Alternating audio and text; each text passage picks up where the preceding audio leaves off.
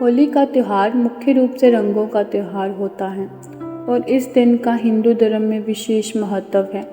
आज देश भर में ज़्यादातर जगह पर होली का दहन किया जाता है, लेकिन होली कब से मनाई जा रही है, ये सवाल तो आपके मन में भी ज़रूर आया होगा।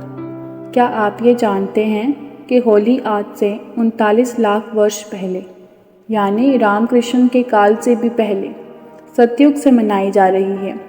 एक युग जिसके साथ सब कुछ खत्म हो जाता है।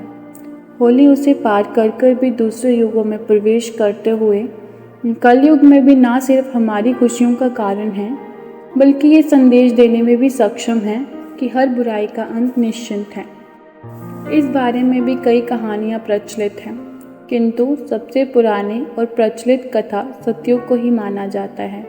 ऐसे में कह सकते हैं कि होली सतयुग से मनाए जाने वाला त्यौहार है। हम ये भी कह सकते हैं कि इसे भी 4 युगों से मनाते आ रहे हैं: सतयुग, त्रेता, द्वापर और कलयुग। हमारे शास्त्रों में एक युग लाखों वर्षों का बताया गया है।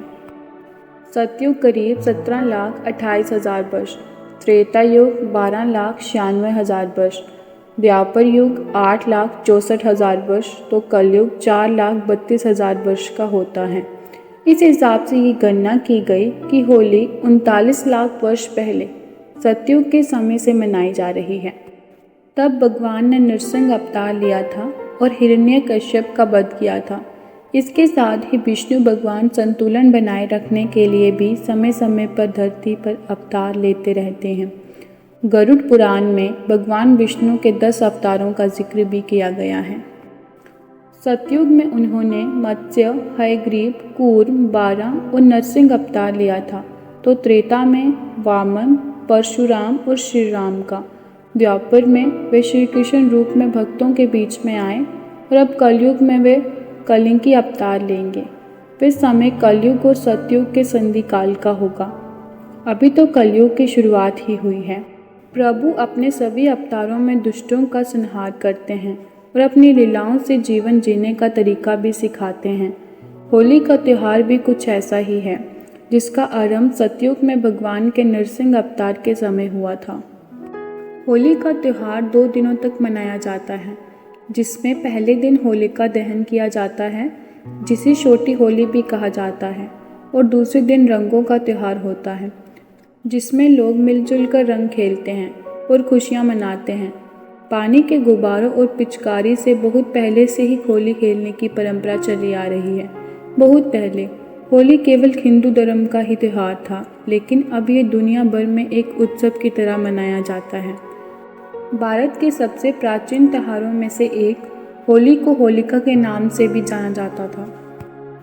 होली वह दिन होता है जब होलिका, जिसे अग्नि में अखंड रहने का वरदान प्राप्त था, उन्होंने प्रहलाद को अपनी गोद में बिठाकर अग्नि में प्रवेश किया था। उस समय भगवान विष्णु प्रहलाद की सहायता के लिए आए थे, लेकिन परिणाम स्वरूप होलिका अग्नि में जल गई, जबकि प्रहलाद को कोई नुकसान नहीं हुआ। होलिका दहन की कथा के अनुसार प्राचीन काल में एक राजा थे, जिनका नाम हिरण्यकश्यप था। हिरण्यकश्यप के भाई हिरण्याक्ष को भगवान विष्णु ने 12 अवतार लेकर वध किया था। इस कारण हिरण्यकश्यप उन्हें दुश्मन मानता था।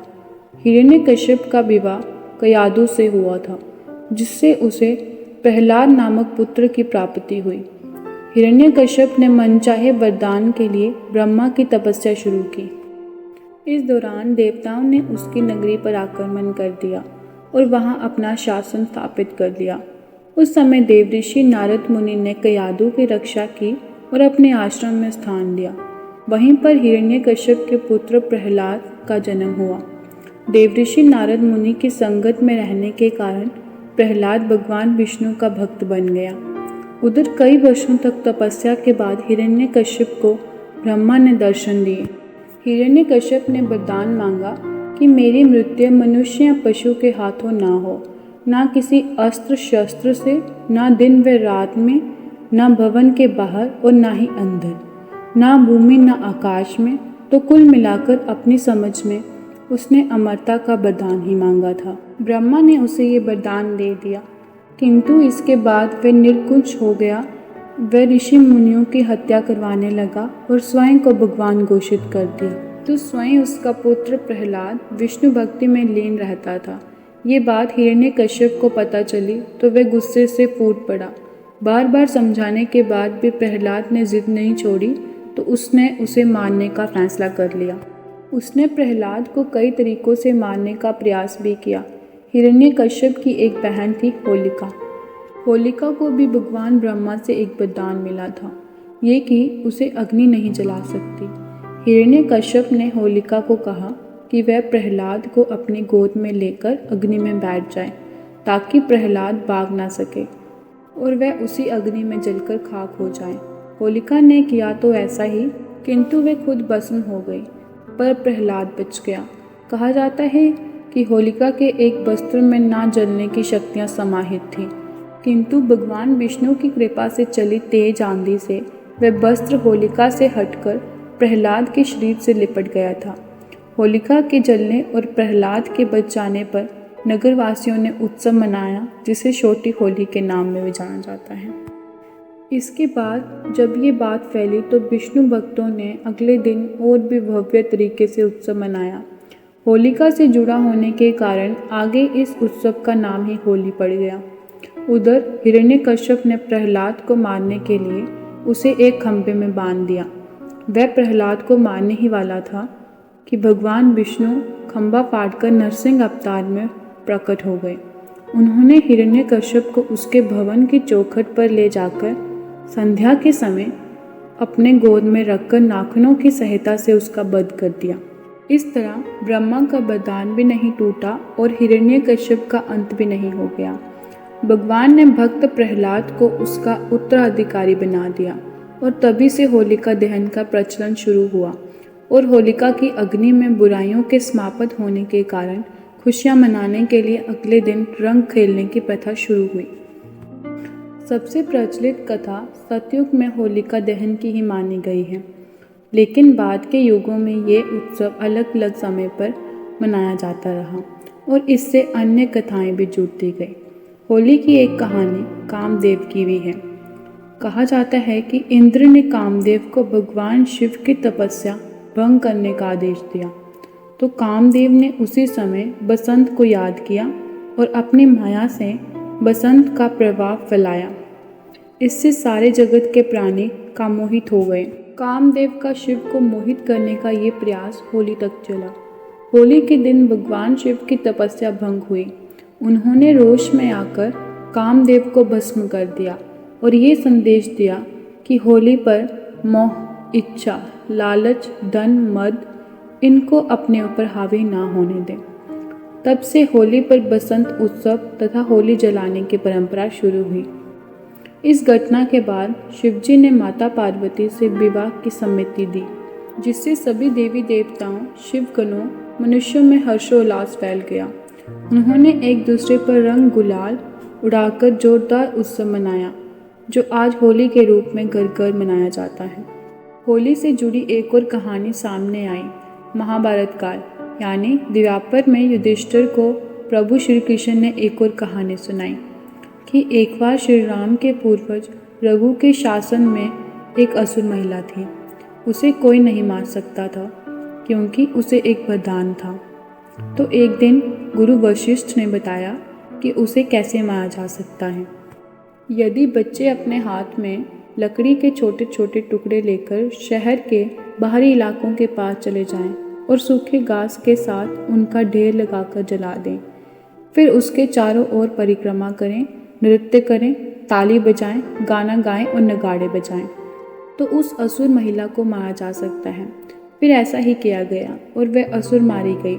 कहा जाता है कि इसके बाद से बुराई पर जीत के प्रतीक के रूप में होली मनाई जाती है। होली का त्यौहार मुख्य रूप से बसंत ऋतु यानी कि बसंत की फसल के समय मनाया जाता है, जो सर्दियों के अंत का प्रतीक भी माना जाता है। और होली हिंदू कैलेंडर के फाल्गुन महीने में मनाई जाती है। ये उत्सव फाल्गुन पूर्णिमा तिथि की शाम से ही शुरू हो जाता है और 2 दिन तक मनाया जाता है। होली रंगों के साथ साथ हंसी खुशी का भी त्यौहार है। ये भारत का एक प्रमुख और प्रसिद्ध त्यौहार है। जो अब विश्व भर में मनाया जाने लगा है। ये दिन बुराई पर अच्छाई की जीत का प्रतीक है। लोग इस दिन एक अग्नि जलाते हैं और भगवान विष्णु के लिए भक्त प्रहलाद की भक्ति की विजय का जश्न मनाते हैं। इस दिन लोग होलिका की पूजा भी करते हैं, क्योंकि हिंदू पौराणिक कथाओं में ये माना जाता है कि होलिका पूजा सभी के घरों में समृद्धि और धन लाती है। लोगों का मानना है कि होलिका पूजा करने के बाद वे सभी प्रकार के भय पर विजय प्राप्त कर सकते हैं। होलिका दहन के अगले दिन को दुलेड़ी कहा जाता है, जिसमें अबीर, गुलाल इत्यादि डाला जाता है और दूसरों से मित्रता की भावना जताई जाती है। होली समाज को एक साथ लाने और एक दूसरे के बीच ताने बाने को मजबूत करने में मदद करती है, क्योंकि ये त्यौहार हिंदुओं के अलावा अन्य धर्मों में भी मनाया जाता है। होली की परंपरा ये है कि होली पर शत्रु भी मित्र बन जाते हैं और आपसी किसी भी लड़ाई को भूल जाते हैं। इस दिन लोग अमीर और गरीब के बीच भी अंतर नहीं करते हैं और सभी लोग मिलन अनुसार और भाईचारे की भावना के साथ इस त्यौहार को मनाते हैं। हिंदू धर्म के सभी त्योहारों में खुशियाँ हैं, लेकिन इसके पीछे गंभीर संदेश भी छुपे हैं। जैसे दिवाली अधर्म पर धर्म की विजय का प्रतीक है, वैसे ही होली भी है। इस त्यौहार का स्पष्ट संदेश है कि घमंड अच्छा नहीं होता, ईश्वर से बढ़कर कोई नहीं होता। जो भी विधि के विधान को नहीं मानता उसे कोई बचा नहीं सकता। जैसे होलिका या हिरण्यकश्यप वरदान के बावजूद भी मारे गए। वास्तव में ये होली का त्यौहार हम सभी के बीच बहुत ज़्यादा मायने रखता है और आपसी प्रेम और बुराई पर अच्छाई का प्रतीक माना जाता है। धन्यवाद।